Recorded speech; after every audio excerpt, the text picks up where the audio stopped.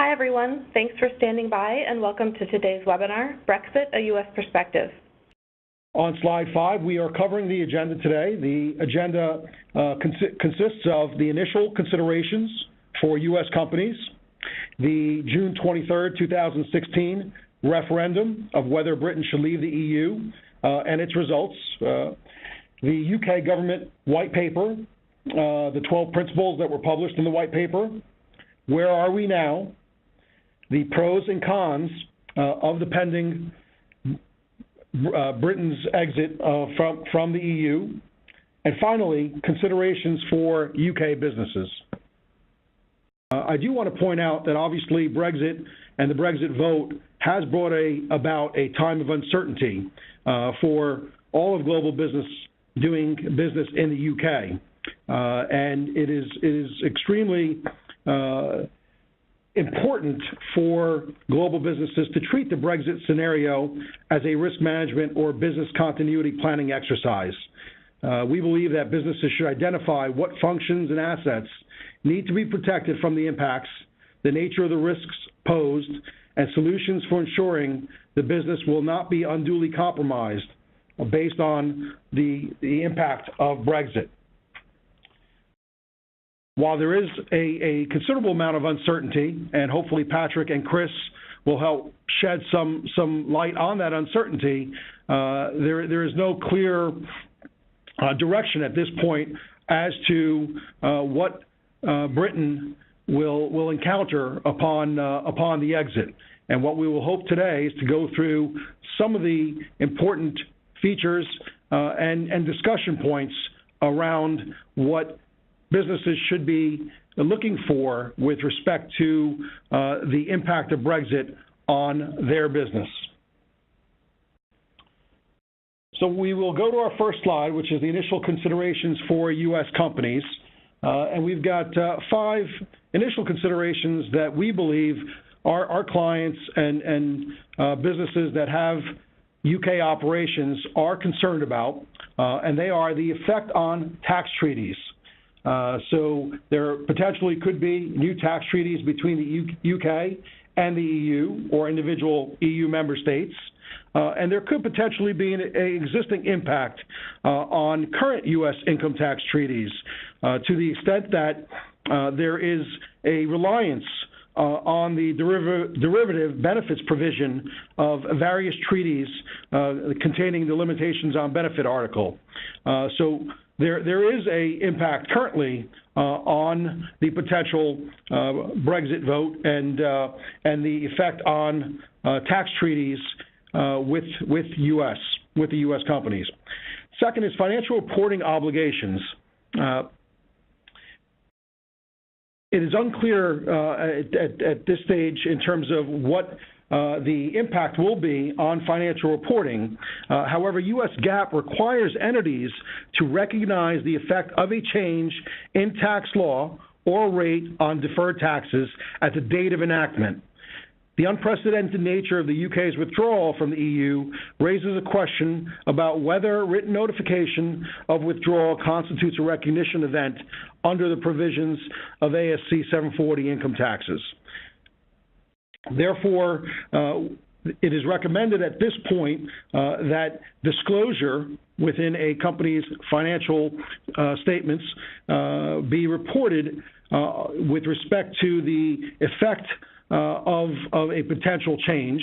However, the recognition event at this point is still unclear, and there should be disclosure within the financial statements on the status of the UK's withdrawal efforts and the potential tax effects of a eventual withdrawal.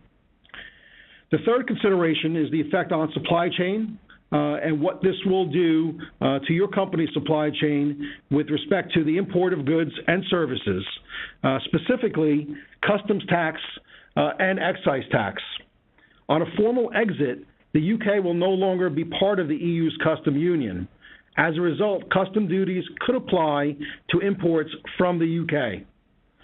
With respect to that, after Brexit, sales of goods to and from the UK may no longer be zero rated, and be self-accounted for on the recipient's VAT return. Instead, they would become exports from the UK and imports into the EU. This is clearly a consideration that all U.S. companies should consider. And finally, the impact of potential regulatory changes. Certain industries and sectors will be directly impacted by Brexit, and there could be a slew of potential regulatory changes in the future as a result of Brexit. So we will now turn it over to Patrick and Chris to help shed some light on the referendum and its impact in the UK. Patrick? Thanks, Jim. Yes, when Jim asked me to talk about Brexit, I was a little nonplussed in that obviously we don't know as yet the result of the negotiations that have just started taking place at the beginning of this week. On the other hand, what we thought we would do and what would be useful is to try and put some context on the Brexit vote, how it arose, and you can see the map there on the slide, which I'll talk to in a moment, who voted in, who voted out, and as far as we can, some historical perspective. Now, in talking about historical perspective, we have to, of course, recognise that no Brexit has ever happened before. This is the first time, so there's nothing exactly comparable. But that having been said, we have got some events in the last 20 or 30 years that do give us some feel, perhaps, as to how the reactions to this event are either being under or overplayed. The first of those I wanted to talk about was, well, just looking at the slide, you can see how immediately after the vote we had a slide in sterling of 25%, and that has recovered a little, but sterling still remains below what it was pre-referendum in June last year. But we have seen that sort of thing before. But if we think back to the 1st of January 1999, when the euro was launched as a new currency, the UK at that time decided, after thinking about it quite strongly, that we weren't going to join the euro. And immediately after that, the Financial Times, The Economist magazine, Tony Blair, virtually any pundit you could find was predicting that the UK would become a second-tier nation. We'd be left behind by Europe and the rest of the world because we hadn't joined this new currency. In fact, quite the opposite happened. The UK went from strength to strength, and when there was a poll of FTSE 100 directors 10 years after that date, so in 2009, the view was generally that actually staying out of the euro was very much the right thing to do. If you went forward again to 2015, even our most Europhile MPs, John Clegg, Nick Clegg, being one you may have heard of, who was entirely pro-euro, even he was saying going into the euro was not a good thing and it was right that we stayed out. So you can see how things changed. If you look back to 1992, this is talking to the exchange rate slide caused by the Brexit vote. In 1992, the UK left the European exchange rate mechanism, and that caused the pound to slide against the dollar by about 40%, coming down from $2 to a pound to about $1.30. In 2008-2009, September 2008-2009, when the financial shocks really hit the world, and particularly the UK, we again saw the pound slide by about 40% from, again, $2 to about $1.30. So you can see there that when the pound slides, as certain events happen, it doesn't by any means mean it's going to stay down, and in fact it has recovered many times before. Now we're currently floating at just above the 130, I think, so it's at a low end. Probably in historical terms, we would expect to see the pound recover, if not back to the $2 mark, but certainly recover as we go forward. So while they're not directly comparable to Brexit, both those events give us an impression of perhaps that the initial reactions of markets aren't necessarily where the UK and the world is going to go going forward. In fact, quite probably the opposite of that. So coming now to the slide itself. If you look at that, the little blue bit to the left of the UK is actually Northern Ireland. I don't know how much you can pick out from there, but that's Northern Ireland, part of the Irish island off to the west of the UK. Now, Northern Ireland and Scotland, which is the blue bit at the top, both voted to stay in the EU. England and Wales, which is pretty much the rest of it, which is all pink, virtually unanimously decided we wanted to leave the EU, with the exception of Greater London, which is the little blue bit down in the bottom right-hand corner, where you can see that nearly 60% of people in Greater London did want to stay in the EU. Now, that map may or may not be of any particular interest, but it actually is quite relevant, particularly the Scottish view, 62% in favour of remaining, and the Northern Ireland view of nearly 56% in favour of remaining, because of the recent election, and more on that a little later. So if we can have the next slide, please. Thank you. So in February this year, the UK government issued its white paper explaining how it was going to go forward in the negotiation process. Now, this was a document that was about 70 pages long, very weighty tome, and it set out 12 principles to be used to guide our negotiations. If we move on to the next slide, we have those set out. So, the first was providing certainty and clarity. Now, that's a very laudable aim, obviously, and the document makes clear the intention is, whatever the results of the negotiations, the UK government will seek to give clarity both to its citizens, EU citizens in the UK, and indeed business. Now, obviously, they only have a certain amount of power in what they're doing there, but it does set at least a clear intention that they will provide that certainty and clarity as an earliest date as possible. Taking control of our own laws. Now, one of the key issues for the UK in deciding we were going to leave the EU, in certain people's minds at least, was this issue that we felt, some people felt, that we were no longer in complete control of our own laws. Now, that is not really true, but we did certainly have to take account of EU laws to a certain degree. But that was one of the issues that decided people to vote in leaving. So taking control of our own laws is quite a key point. We will stop the jurisdiction of the European Court of Justice, and so on. Strengthening the Union. This is another important one politically in the UK, because you may have read how Scotland, particularly in recent times, has shown a willingness to try and leave the Union of the UK. Certainly the Scottish National Party in the last election but one, swept the board clean and won virtually all the seats in Scotland, and then went ahead with a referendum which they lost fairly convincingly, and the Scots decided they want to stay in the UK. But they were very much pushing to have another go and try and take Scotland out of the UK following the EU referendum, using that as a reason to suggest that things had changed and therefore the Scottish people needed to vote again.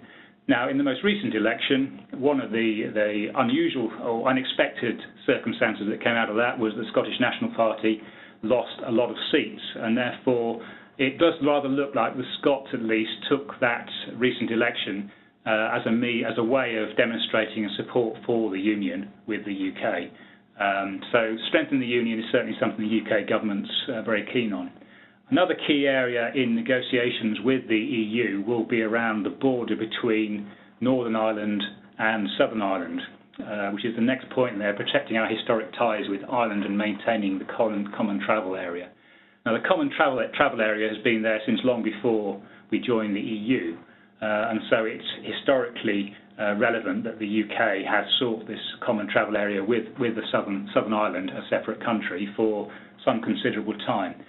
It's in everyone's interests in the UK, certainly in Northern Ireland, to maintain that ability to cross that border into Southern Ireland, and certainly Ireland wish to maintain that soft border as well. But it would, of course, present problems if we ended up with a fairly unpleasant negotiation with the EU, in that would be a border between the UK and the EU, and therefore some controls are likely to be insisted upon. But that is certainly one area the UK government wants to focus on. Probably the biggest area in terms of at least the press and in a number of people's minds as to why the UK sought to leave the EU was in respect of controlling immigration. And this has been misrepresented in a lot of areas. Some people are suggesting the UK is no longer friendly. We don't want other people to come into our country.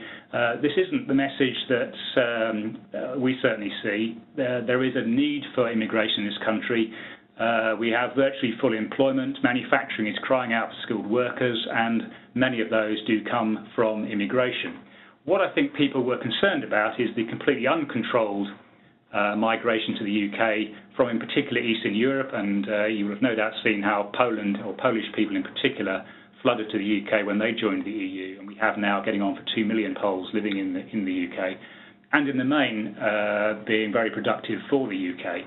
But I think that large influx of people spread across the whole of the UK has had an impact on communities, and it has caused people to doubt whether we have sufficient control over our immigration.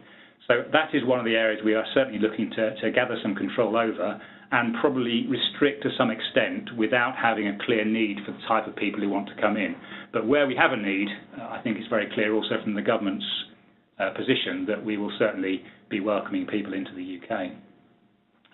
Securing rights for EU nationals in the UK and UK nationals in the EU, that is one of the early stages of any negotiation with the EU, and in fact has been the first point to be debated this week in the starting of the negotiations between Theresa May, acting for us, and the EU itself.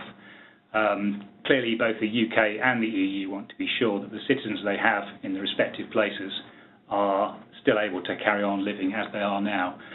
It seems from the initial offers from the UK that the EU want a little bit more than we're saying, but the general mood, as far as I could read it, was that while perhaps our first offer of how we would deal with EU nationals in the UK was not quite acceptable to the Europeans, it was at least a fairly large step in the right direction. So one hopes that's a positive sign rather than anything else. Protecting workers' rights is really a political message to UK workers. There have been some on the left of our politics suggesting that workers' rights would be eroded as a result of leaving the EU, but there is a section particularly there to protect that, so just to show that we are trying to keep things going in the right direction there. Ensuring free trade with Euro markets, well, obviously this is key for us, and the negotiation, I suspect, will flow in detail around this behind closed doors for some considerable time. I'm anticipating a lot of reporting in press, both in this country and across the EU, showing doomsday scenarios, suggesting that we're falling out, that we're not getting anywhere. But this will, I suspect, largely be political posturing. Both sides, at the end of the day, have a negotiating position. Both sides have vested interests in their respective countries, and they have to show the right sort of message being put out there. There are huge financial and other reasons why it is in the interest of both the UK and the EU to come to some form of sensible agreement over this, and certainly both our 12 principles and the EU guide, which I'll talk about in a moment, suggest that securing a good partnership between the EU and the UK is exactly what both sides are looking to do. Securing new trade agreements with other countries. Once we come out of the EU, we see a real advantage for the UK being in its ability to seek new trade agreements with other countries, which is currently quite difficult to do because it requires the agreement of all 27 member states of the EU. Obviously, once we are on our own, assuming we get to that stage, we'd expect to have to do deals with, for instance, the US, Australia, India, Canada. All these countries are suggesting they would like to do business with us. Then we would hope that those agreements would be reached somewhat more easily than via the EU.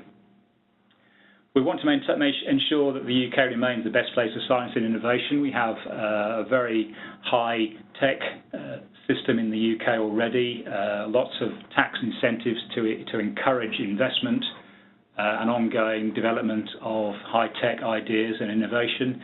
And we have a very clear and growing infrastructure for high-tech business, both in London and the Thames Valley in the UK, which are moving all in the right direction. So that's good to hear. Obviously, the government wants to say we'll cooperate in the fight against crime and terrorism. We've had an awful lot of that recently in the UK, as I'm sure you've read. While the knife attack in London was dreadful in every way, it's encouraging, not having been there, but it's encouraging to hear how the UK police managed to bring that whole thing to an end very completely within 8 minutes of it all starting, which is fairly impressive. So I think that cooperation needs to continue from our point of view, but certainly also from the EU's point of view. And last but not least, delivering a smooth, orderly exit from the EU. Again, it's in everyone's interest that we do manage to extract ourselves with the least effort possible. If we go on to the next slide, please. Now, Article 50 is the article of the EU treaties which starts the process for the exit of a country that's decided it wants to leave, and Theresa May formally triggered that on March the 29th. So there are now 2 years, or 2 years minus a little bit, since March 29th, for those negotiations to be dealt with. Everyone anticipates that 2 years will not be enough to get everything agreed, and it's expected and alluded to in both our document and indeed the European document that it will be a phased approach. So more than likely over the 2 years, assuming we don't have a major falling out, there will be an agreement to then continue for 2 to 5 further years to extract ourselves from various institutions and agree the detail of how they will work. But one would expect and anticipate fully that there will not be a cliff edge ending of all our agreements in 2 years' time, but rather it will be staged over a period. Now, the EU, following our triggering of Article 50 in April 2017, issued their guidelines on negotiation of Brexit. And the difference between that and the UK 70-odd page document was quite interesting in that the EU guide was about 12 pages long. So they were very succinct. They, in that document, stated their position that we couldn't cherry pick certain aspects of the EU. It was pretty much all or nothing, which is what they've been saying from the start and is a perfectly sensible negotiating position, just as we had taken the view that while we wanted to do a deal with the EU, no deal was better than a bad deal.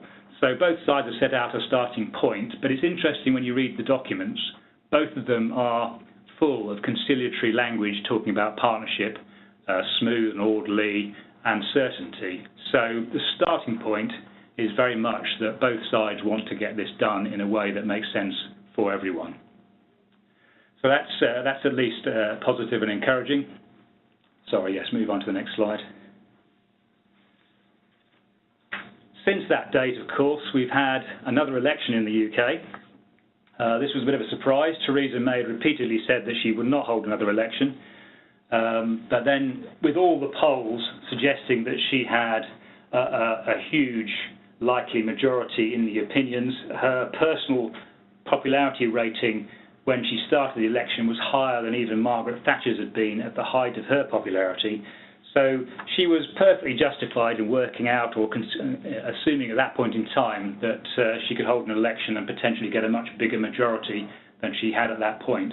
Now, she had a majority, but it was quite small, and she felt as though, or at least this is the impression we've got, she felt as though she was beholden to certain parts of the Conservative Party that were quite hard line, and she thought that would hamper her ability to do a good deal with the EU because there are certain members of her party that were all for basically pulling up the drawbridge, pulling up the anchor and sailing the UK into the middle of the Atlantic to escape from the EU. So having got a higher majority, she hoped that she could do a more soft and sensible deal. And that's what she was trying to do, or at least that's the impression we got.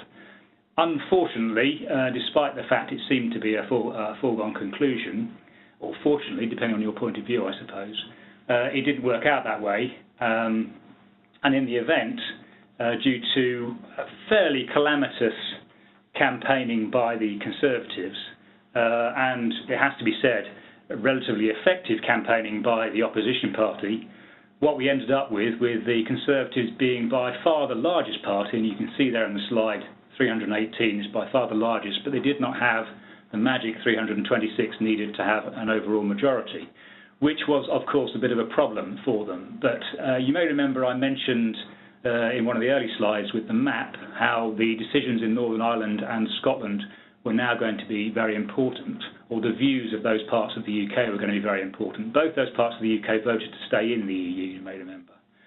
Well, we are now in a position where the Conservative Party, in order to form a government, have had to do a deal with the Democratic Ulster Unionist Party, which is one of the parties in Northern Ireland, marginally, I think, the largest party in Northern Ireland.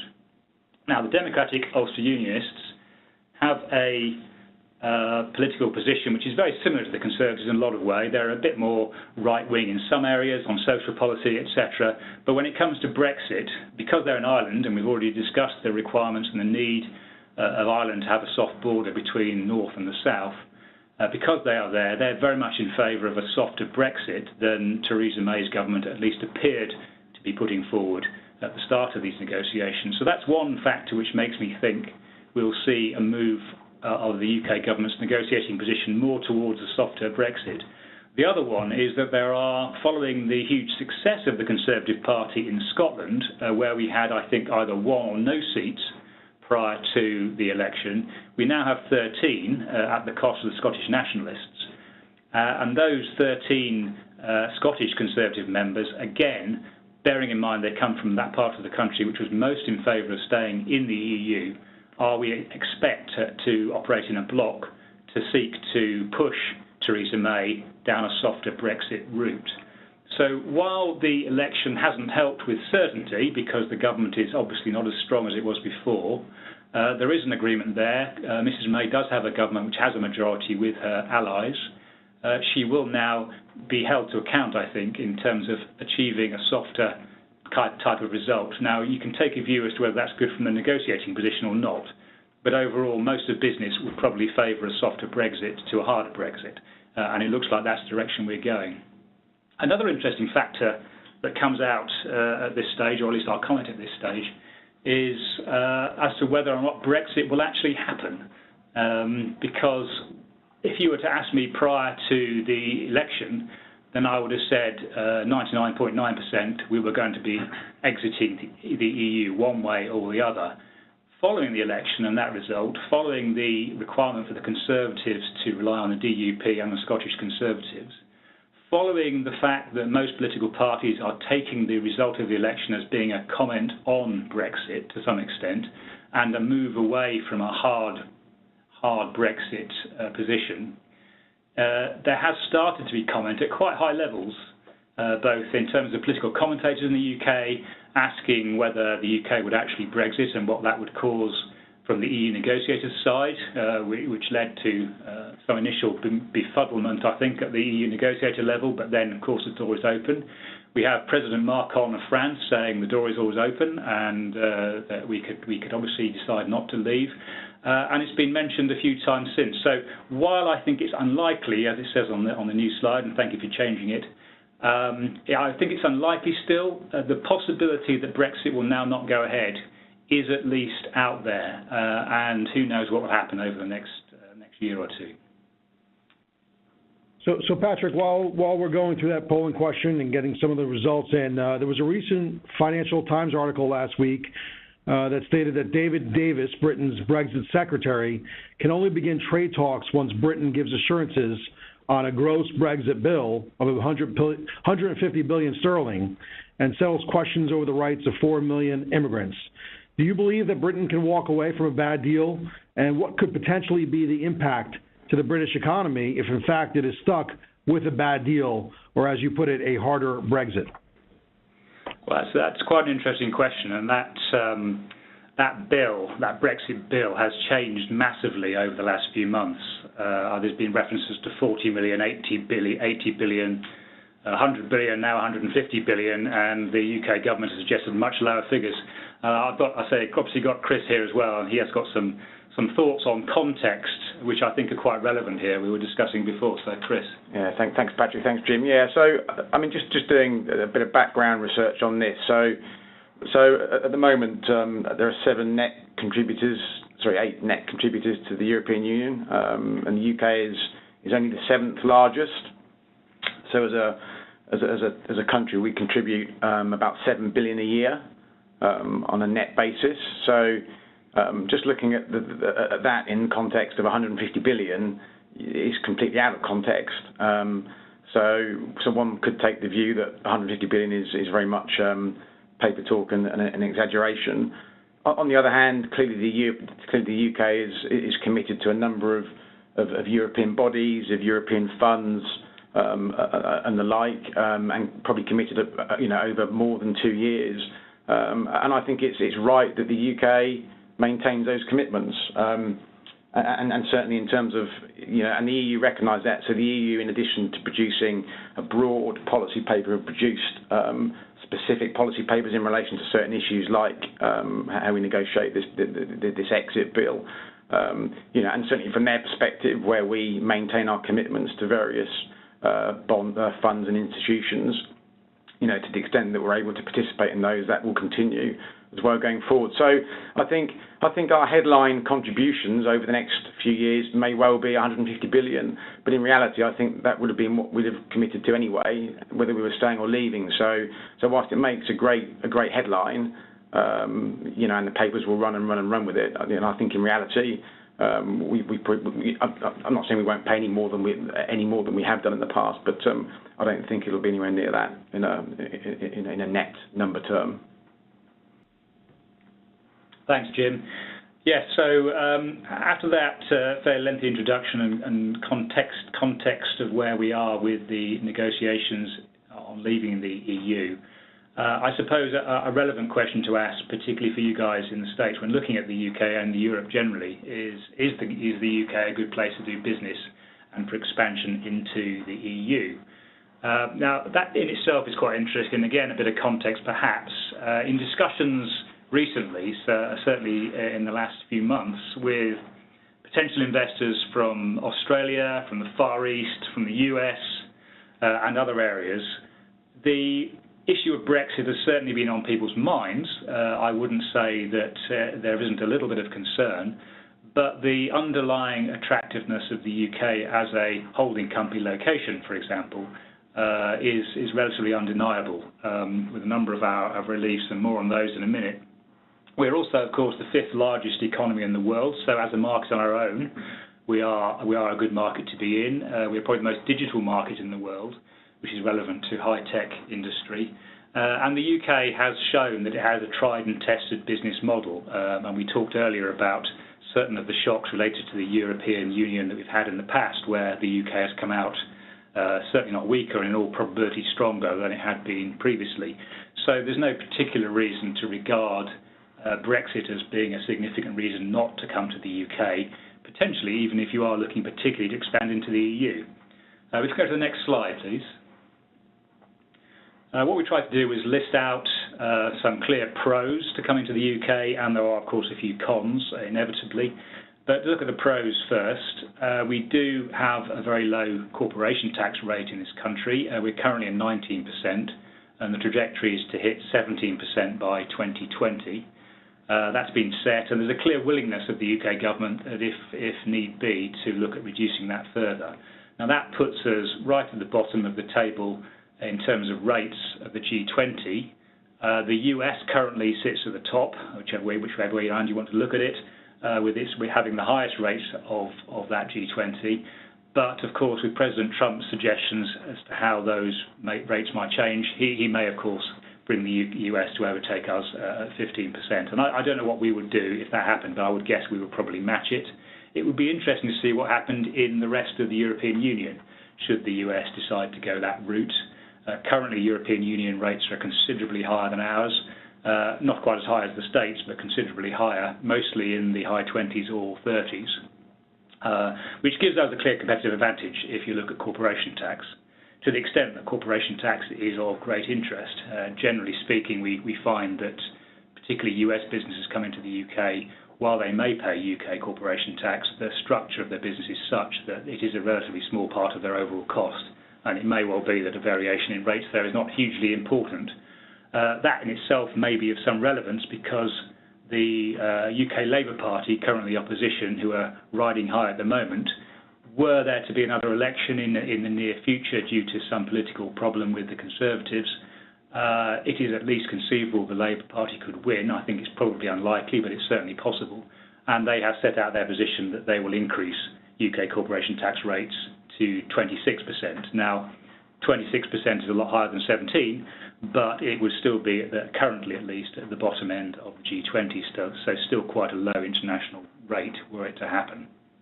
The UK has very flexible labour laws compared to the continent. Now, I would suggest we're probably not quite as flexible on labour laws as the US, but we are certainly far more flexible than the majority of the continent, and that has been commented on by a number of foreign investors coming to the UK when comparing how they've been dealt with, say, in France and Germany and the like.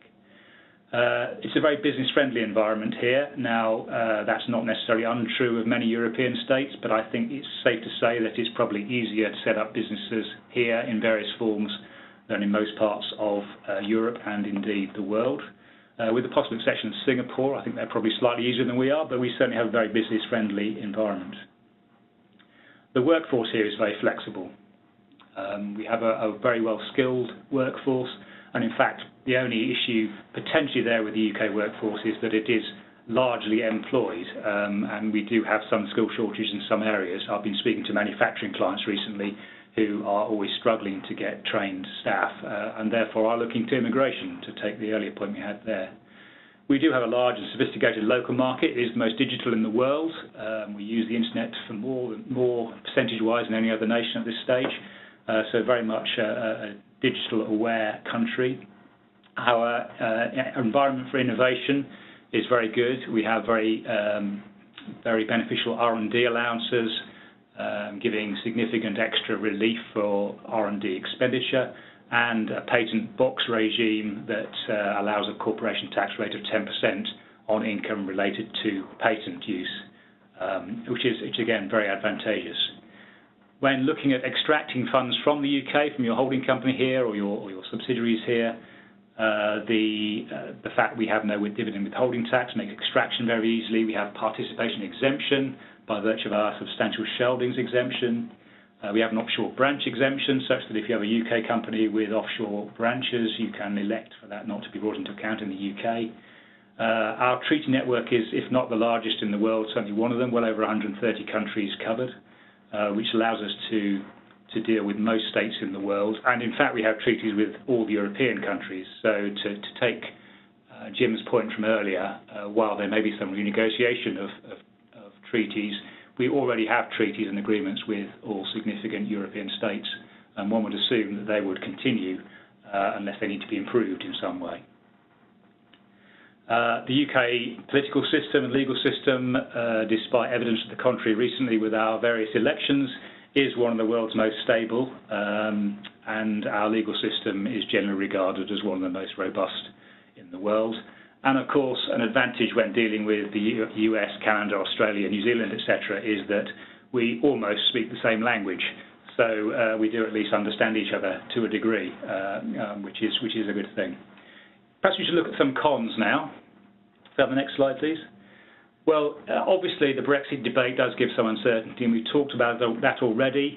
One of the reasons for going through the context in some length earlier was to try and put in context the level of uncertainty that we should really take account of, because what we read in the press is going to be overblown. We have two sides looking to negotiate with a lot of people to satisfy as to the position they're taking.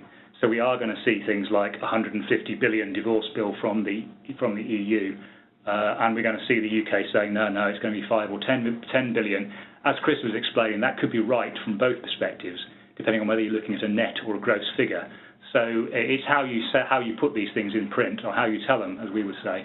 And I think we can expect to see a lot more of that.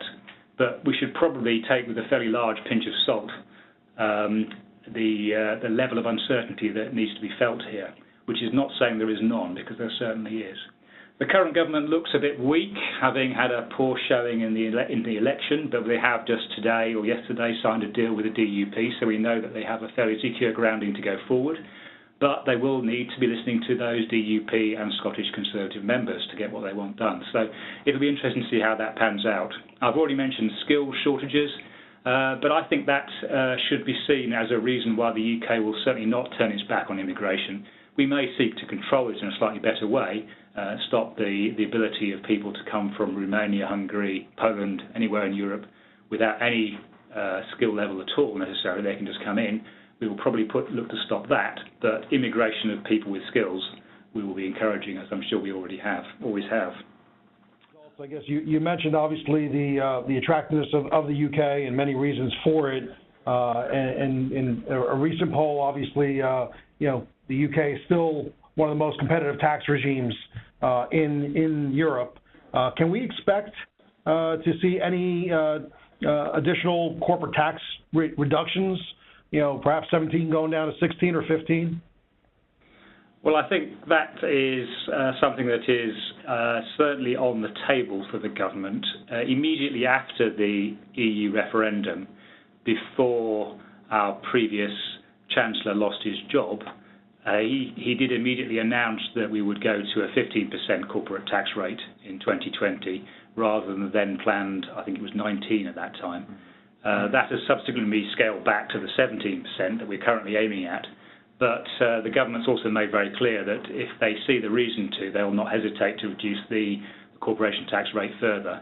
And one reason that they might do that, for instance, is if we do end up with a fairly hard Brexit and we end up with tariffs, etc., one way to mitigate the impact on business in the UK would, of course, be to reduce the corporation tax rate. I don't know if you have any thoughts on that, Chris. Yeah, I guess the other point to note then is we're not going to be subject to EU state aid rules. That we've had problems in respect of our R&D tax credit regime and our patent box regime in the sort of veering towards state aid. So we won't be subject to those restrictions, again, subject to the negotiation, obviously, with the EC in terms of what flexibility we end up with. So on the face of it, we can use other fiscal incentives to encourage investment into the UK around enhancing R&D, tax credits, capital allowances and the like. So we're not just looking at the corporation tax rate. Yes, so we're fairly close to the end of what we were going to say now, but we thought it was worth just running through some considerations that we've been looking at for clients here, and we think that anyone operating in the UK needs to be aware of, and you've already alluded to these, Jim, in your opening comments as well. But clearly we expect that tariffs and customs duties are going to be the major issue should we not get a decent deal with the EU, and even a good deal could result in some move away from the current free customs union that we have.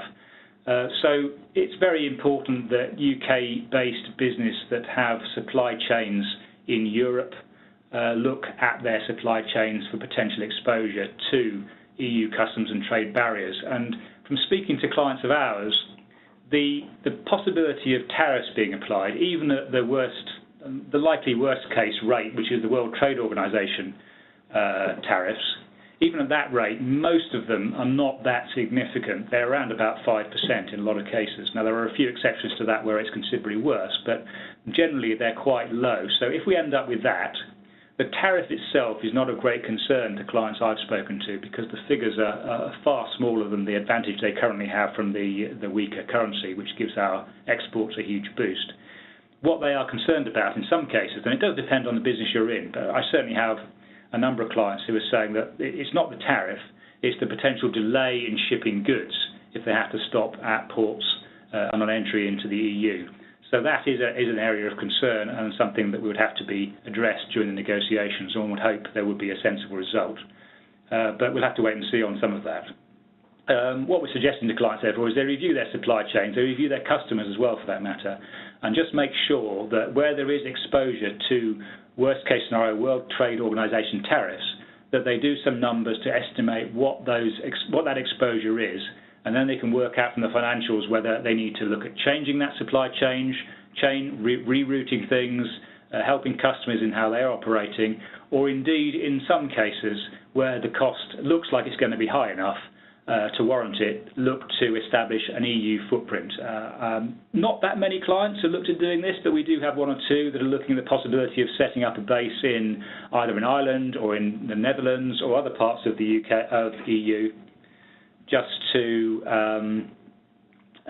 make sure they can access the EU from within if need be. Generally, the cost of doing that outweighs the benefit, but there are those that are considering it. In most cases where people are not already looking to expand into the EU, they're not going to do so now just because of Brexit, other than those few cases. So if we can have the next slide, please. So these are just some final thoughts. The reduction in sterling has had a very beneficial impact on our exporters. The UK is looking to grow its export market, both to the EU and other parts of the world for obvious reasons, part of the rebalancing of our economy. there's been a huge boost. I certainly have clients that have almost doubled their profit margins in the last year because of the lower sterling. The quid pro quo of that, of course, is we are importing some inflation into the UK, and some people's supply costs are going up. So there is a pressure upwards on inflation, but it's still historically very low.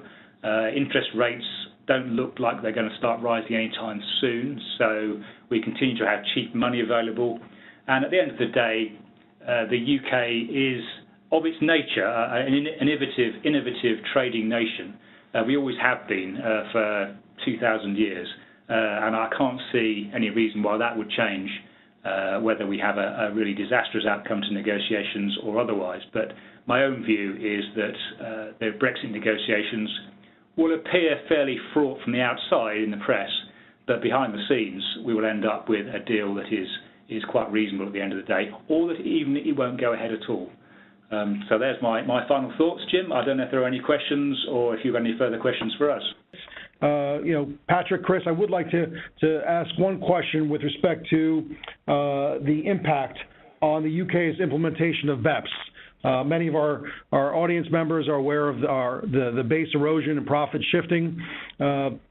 And there's obviously a lot of a focus right now on implementing specific articles within the BEPS implementation plan. So what is the likely impact to the UK's implementation on BEPS as a result of Brexit?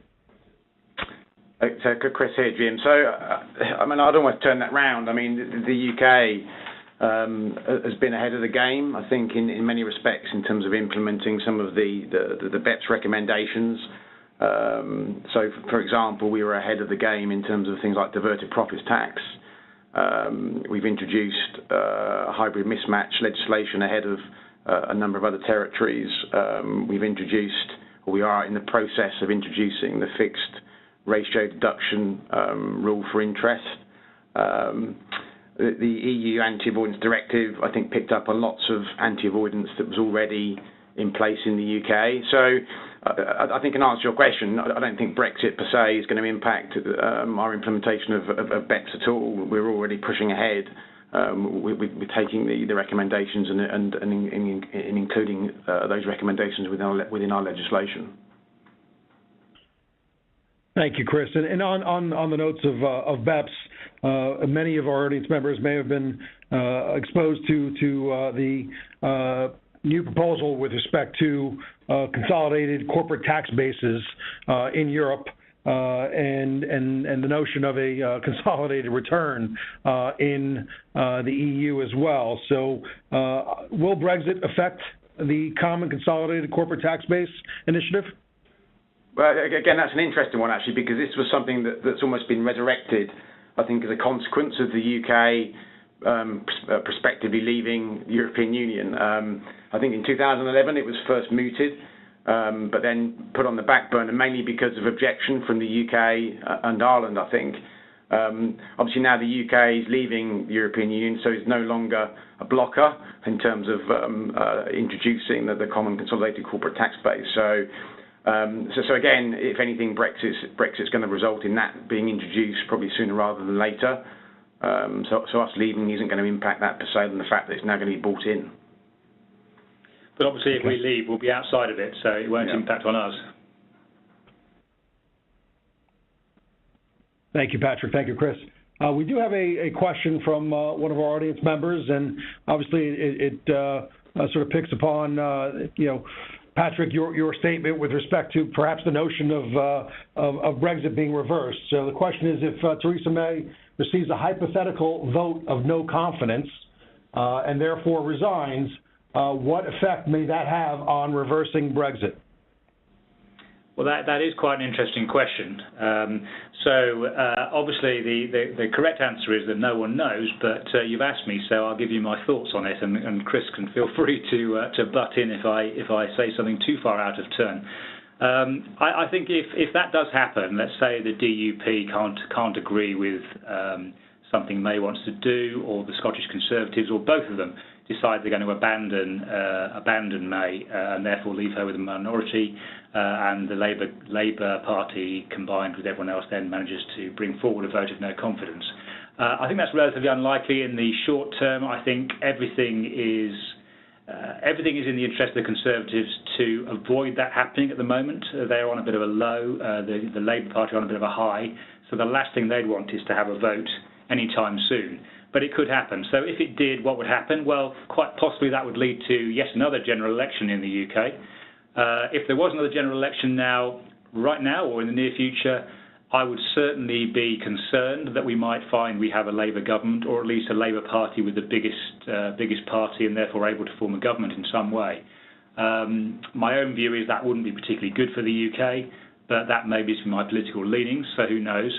But that's certainly a possibility. So I think if that did happen, then again it could be seen as being a vote against Brexit, and could make it slightly more likely that we at least have a softer Brexit, or indeed that it doesn't go ahead. But it's very difficult actually to read the position on Brexit that Mr Corbyn of the Labour Party has. He was in favour of Remain during the campaign prior to the referendum, but only in a fairly lukewarm capacity, so one has to wonder.